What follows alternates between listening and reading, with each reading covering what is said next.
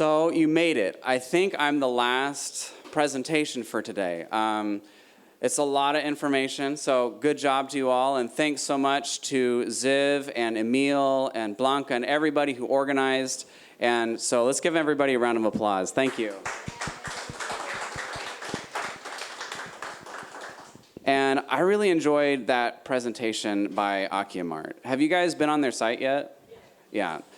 I moved to the States from Japan a while ago. I lived in Japan for about 10 years, and now that I'm back in the States, I really like to go on Akiamart's website and go through the map and see the little different properties all over the country and imagine what it would be like to move there. And be like, what if I lived in Hokkaido? What if I lived in Okinawa?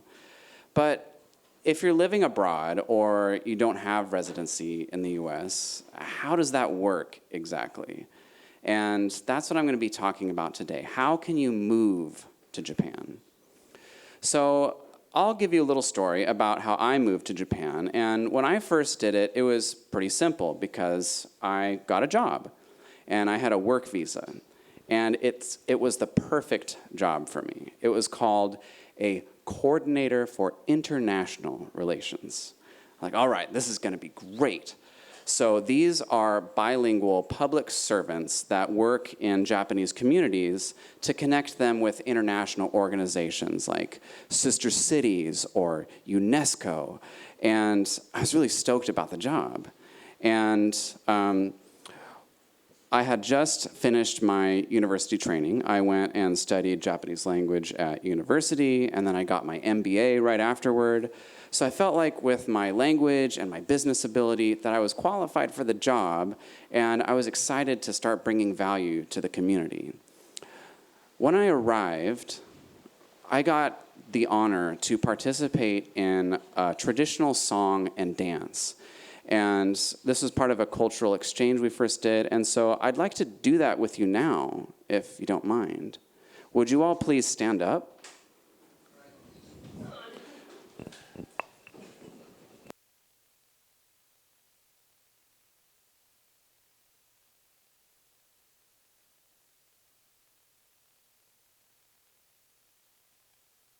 Knees and toes, head, shoulders, knees and toes, and eyes and ears and mouth and nose, head, shoulders, knees and toes,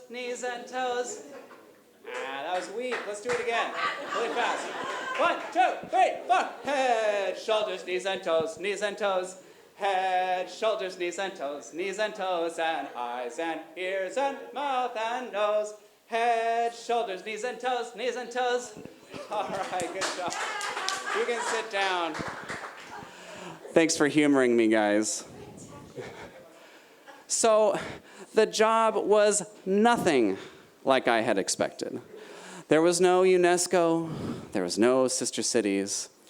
By all intents and purposes, I was what you call an assistant language teacher, or ALT, and a lot of people come to Japan the first time with this job. But that's not what I signed up for. I was going to be a coordinator for international relations. So now don't get me wrong. Some parts of the job were really fun. I got to be a human tape recorder in the morning. This is an apple. And in the afternoons, I got to be a human jungle gym like in this picture. But it wasn't as professionally satisfying as I would have hoped. But that is the problem with getting a job, especially in Japan. The duties that you're going to be doing at a job where you're hired is going to depend on your employer. What they say, you do.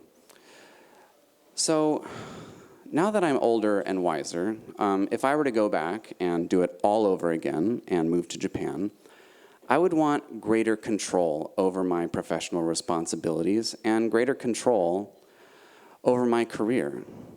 And so, as some of you are maybe thinking, I want to move to Japan and use a property to do so, think about the lifestyle that you want. And if you want control over what you're doing, plan on being your own boss. My name is Nick, and I am a relocation consultant for people who want to move to Japan. What that means is, to me, I help people understand their visa options and to make decisions to have a great lifestyle after they move to Japan. And what I'm going to be talking about today is a great visa option for many independent people like you, hello online, called the Business Manager Visa. And specifically, I'm going to go into detail on one of the requirements for the Business Manager Visa, which is office space. Now, what is the Business Manager Visa? The Business Manager Visa is a visa type that allows you to live in Japan and own a business. And the way it works is that the business that you own is what you use to sponsor your own visa so that you have the right to make money and work in Japan. And as we just talked about, it's a great vehicle for people who want to do different things because there's a lot broader things you could be doing with this type of visa than a work visa. You could open a bar. You could do something related to international relations. Or, as many of you are thinking about, you could have a short-term rental business. Another nice thing about this visa is that it is a long-term resident visa, which means that you're allowed to stay in Japan for a long period of time. Typically, when you first start out with this visa, you'll be granted a 1-year stay, but it's possible to get up to 5 years. Now, another thing that's different from a work visa that's really attractive is that on a work visa, you need to spend 10 years in Japan before you have access to permanent residency. But if you get a 5-year period on your business manager visa, then that will allow you to get access to permanent residency if you want to be here full time. Now, there's some problems with the business manager visa. It's very difficult to get, and that's fair to the Japanese government. They don't want just anyone coming and saying, "Oh, I have a business, visa please." They want to make sure that people with legitimate business interests are the ones that are coming to Japan.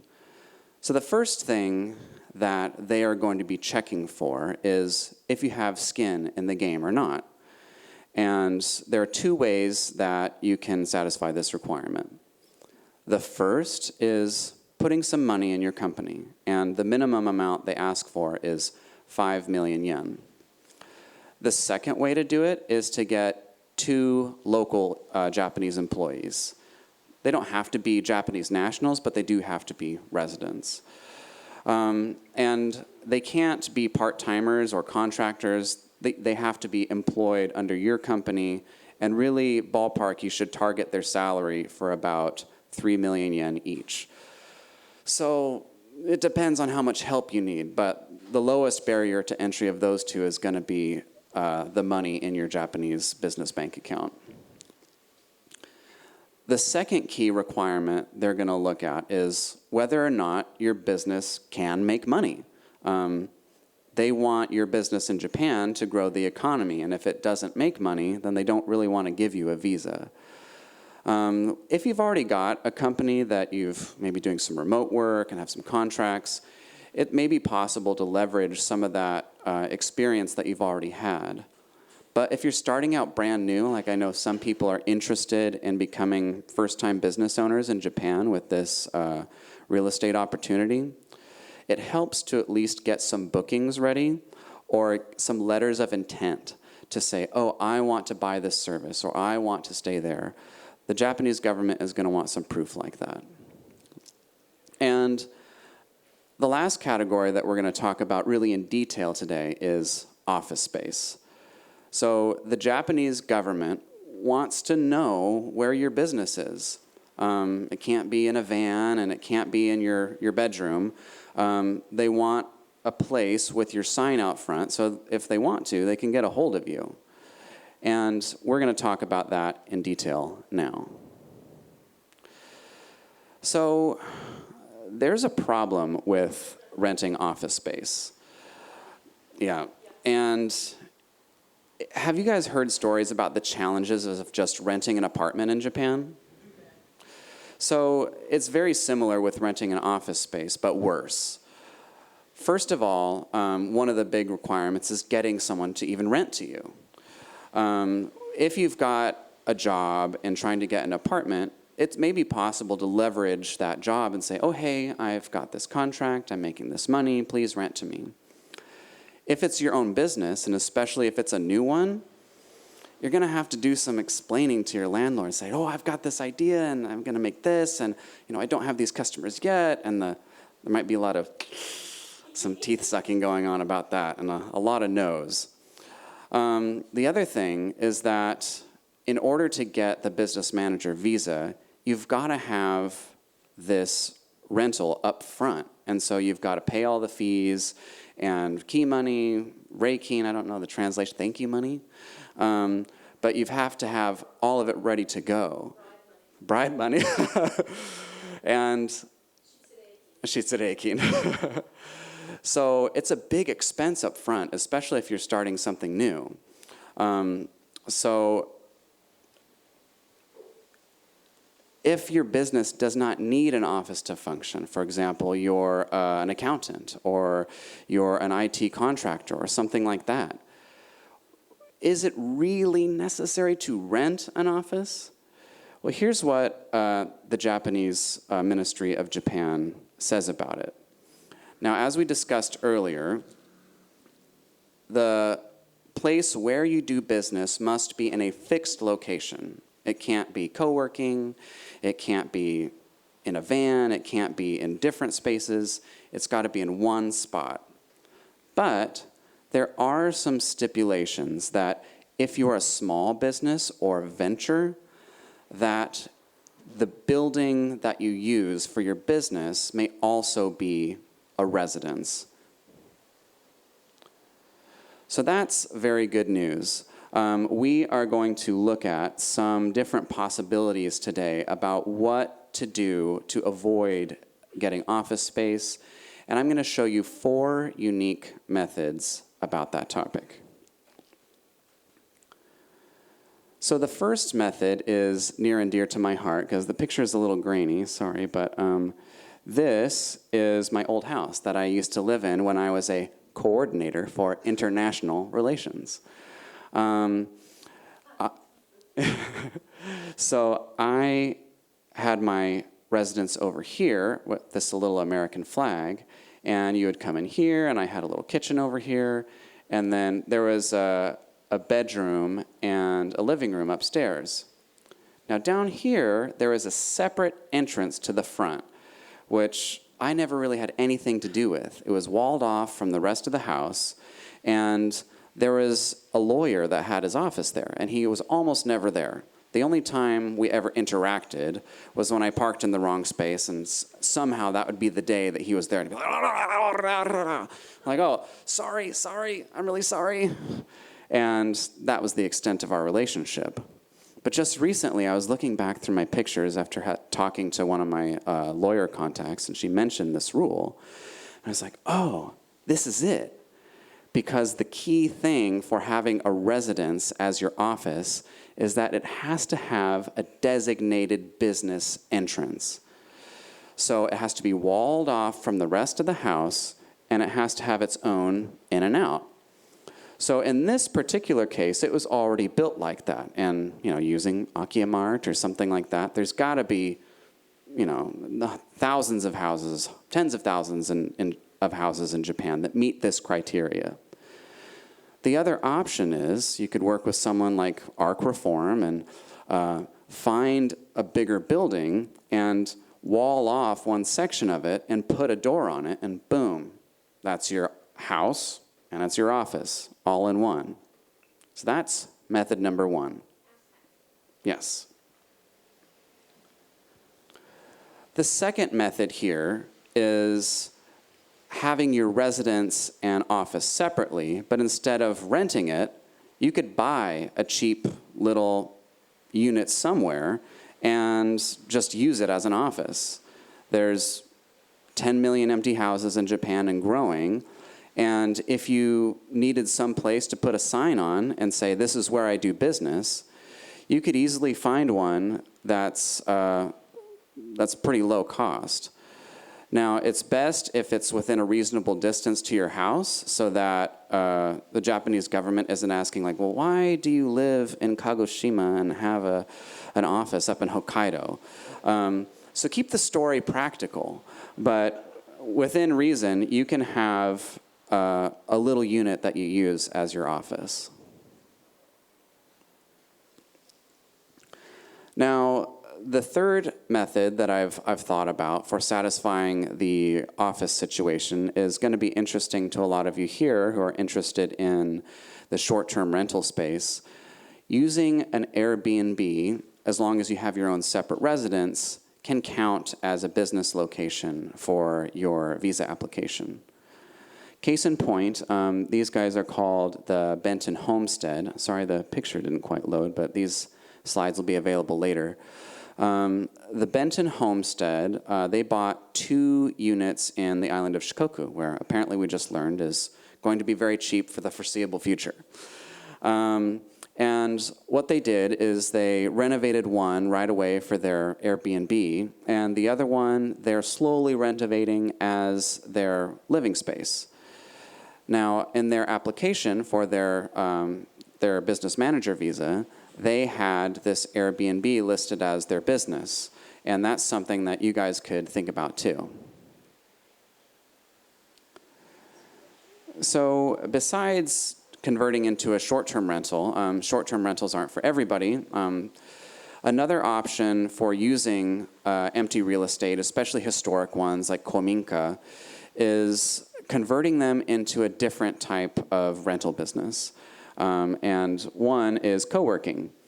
So this is one here in Osaka, southern Osaka, called .commune. And they took these great bones of this old kominka and filled it with a bunch of desks, and people from Osaka come and hang out and drink green tea and coffee and do their work inside this beautiful house, and they have this great environment. And usually the way co-working spaces work is you have a monthly fee that you pay, and people kind of come and go. So that's another business model you could think about. And if it was a house like this, you could wall off a little space for your living quarters and have the rest be your business. Or similar to an Airbnb, you could have like 2 separate units that you work with. So the last option that we're going to talk about today is avoiding the business manager visa altogether for a certain amount of time. And there is a different type of visa called the startup visa that will allow you to avoid several of the key requirements of the business manager visa for a given amount of time.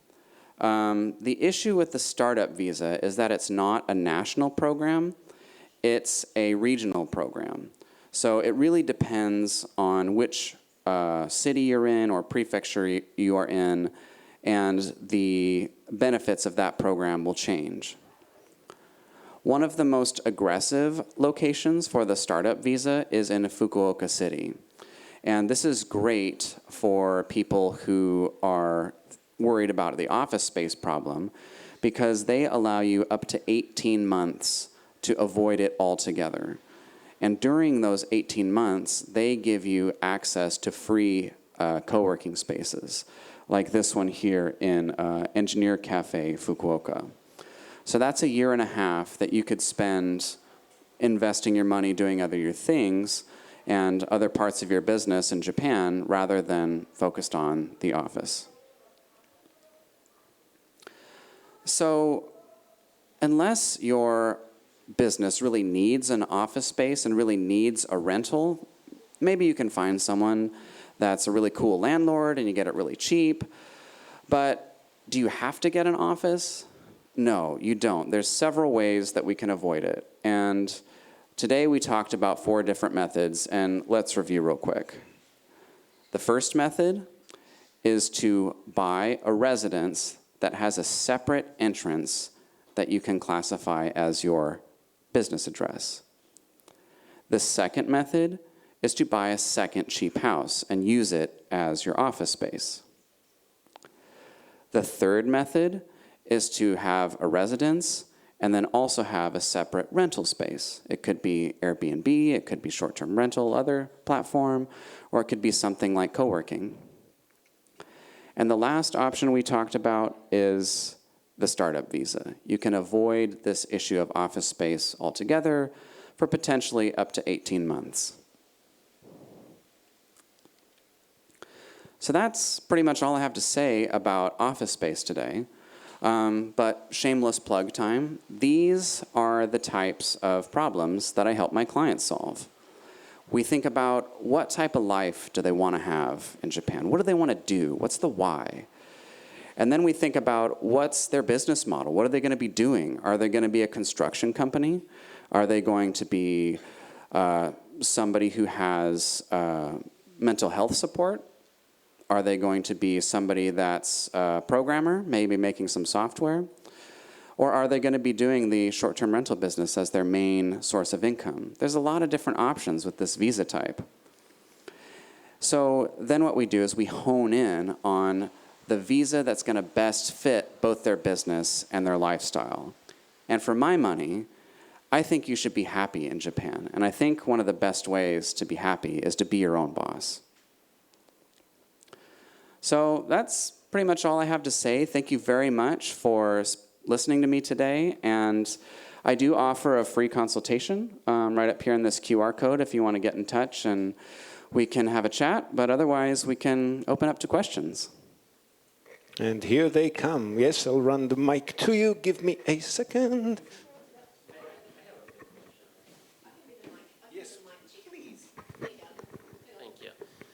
So for me, there was one step that was missing here, kind of an important one. I don't live in Japan. Yeah. So not living in Japan, you can't open a bank account to send the 50 million yen to. Can you hear me? Mm-hmm. So how do you even, before you can apply for this visa, you have to have money here in Japan, and you can't open a bank account if you're not here. So what do you do in that scenario? So what you'd have to do first is open the entity. And if you have an entity, then under the entity, you can open a bank account for your business. So you can open a kabushiki gaisha without being here? Yes. Okay. Yes. Yeah, and a godo gaisha. Okay. So that would be the first step, is get the entity and then get the bank account for the entity. Okay, and you do that? I don't help people with that, but I explain that you need to do that. What I do is I do like the pre-departure stuff. Where do you set the bill for that?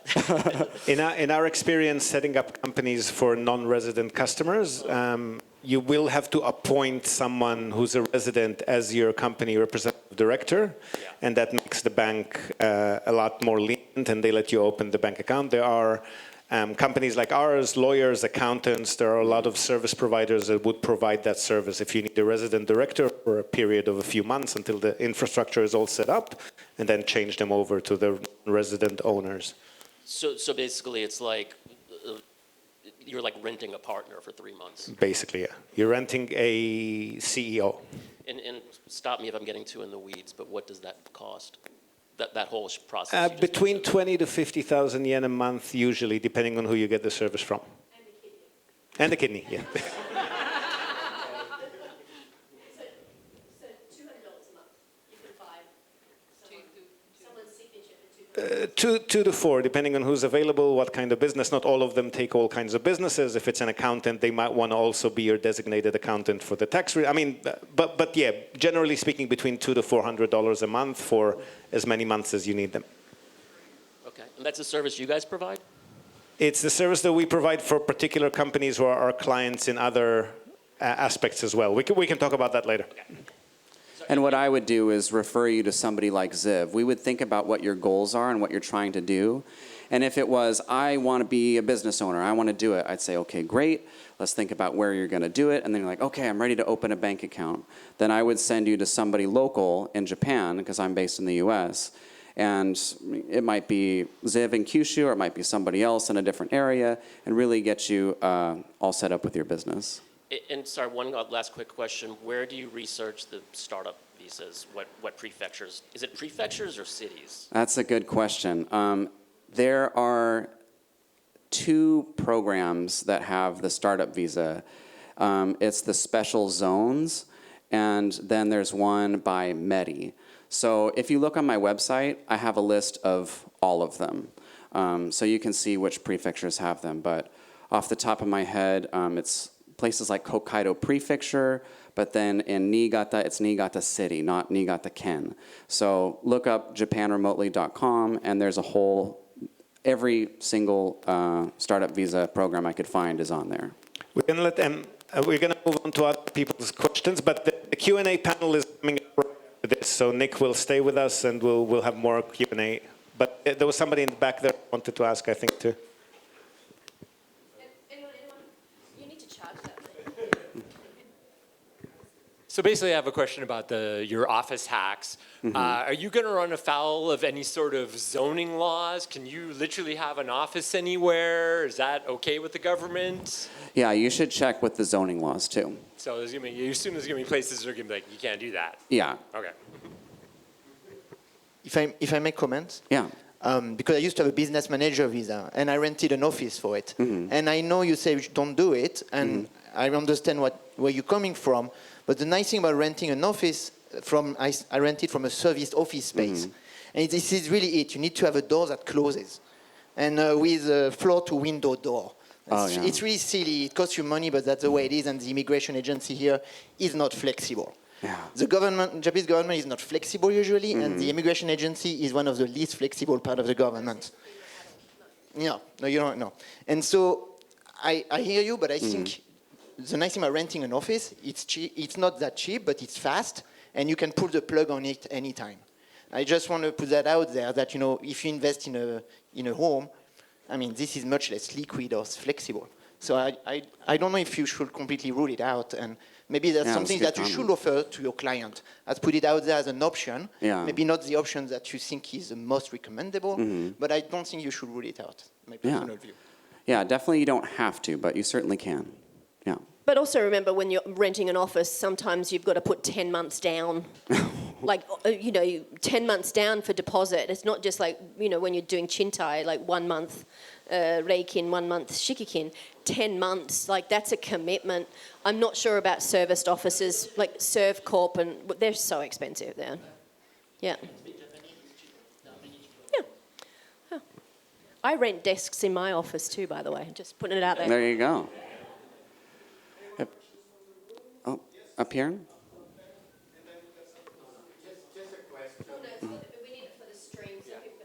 Just a question. When you have a manager's visa, what is your taxation based on? Is it based on local income only, or is it international, worldwide? So the question is about global taxation when you have a manager visa. So for any long-term resident of Japan, you have to pay money on the income, of course, that you make in Japan, and you have to pay money on the income, the active income that you make outside of Japan. For a certain amount of time, I believe it's 5 years or until you get permanent residency, your passive income will not be taxed by the Japanese government. So that's a trade-off. I also talk to my customers a lot about, they say, oh, I want to get one of these fast-track programs to get permanent residency right away. And a lot of these people who say that, it takes money to do that. So I have to tell them, well, that's great, you can do that, you can be in Japan full-term, but then you lose those 5 years of being able to not pay tax on your global passive income. So that's kind of the answer, yeah.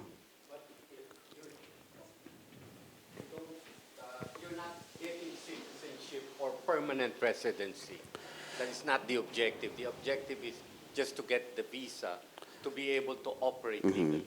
So if you have a visa, after 5 years, they automatically count you as a permanent resident, whether or not you have that status. So from a tax perspective, you are a permanent resident. From a residency status, you are not a permanent resident. So the Japanese IRS says, well, permanent enough for us, give me your money. But So can we do a distinction, please? If you appoint a local to become your manager, then it is just the income of the business and her income or his income from the business that is subject to tax and not the corporate or whatever outside. So the question is, what if you have a manager for the business? Are you in this scenario? Are you also living full time in Japan? If you are not living in Japan, then it'll be fine. Then you won't be paying tax on your global income. This is for people who have a long-term resident visa. And sorry, can we have to move on to a couple of other questions from the stream, and then we also have to move out. So one here from the stream, and again, we're going to have the Q&A. The big Q&A panel is the next one up. So please continue to write down those questions. Two questions from the stream for Nick.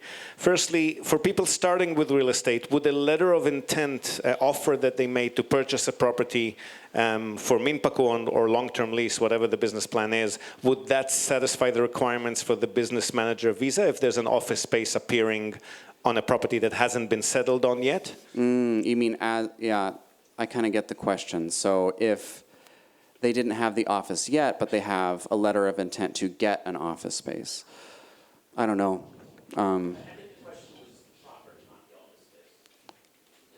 Is what? Sorry?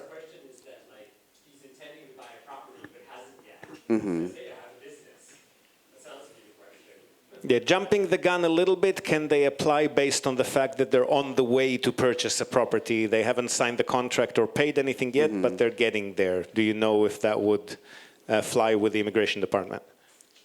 I'm not sure.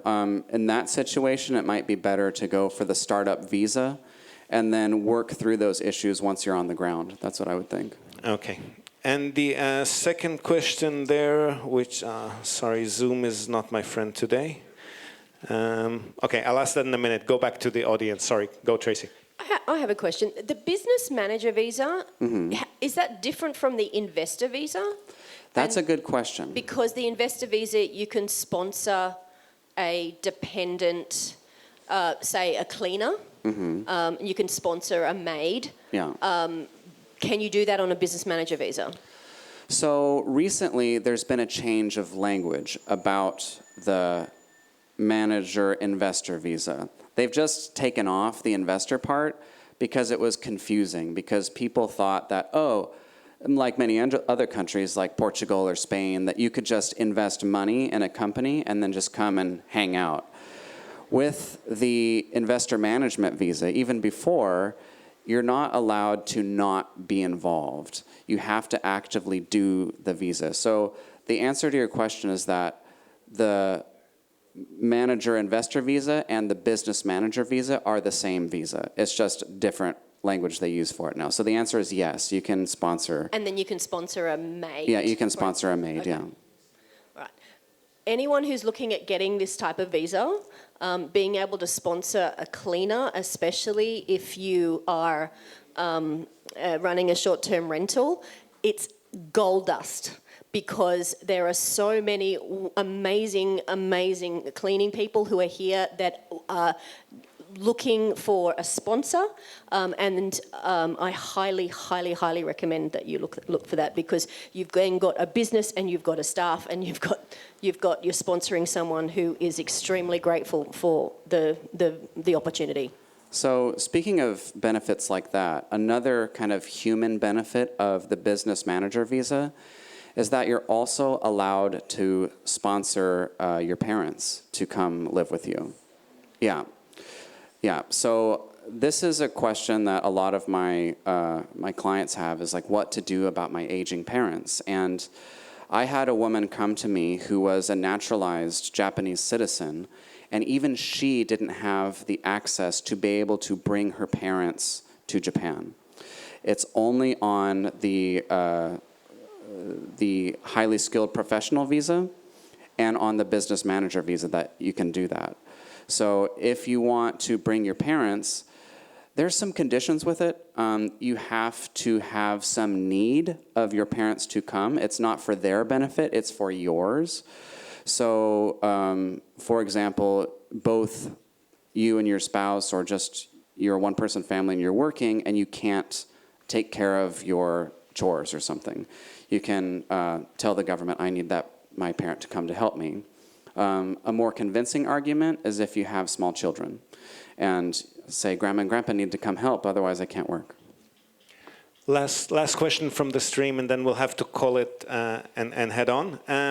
Under a business manager visa, is there an expectation of a minimum level of income / revenue? Is it solely governed by what your business plan is, or is there a minimum that you have to make in taxable income?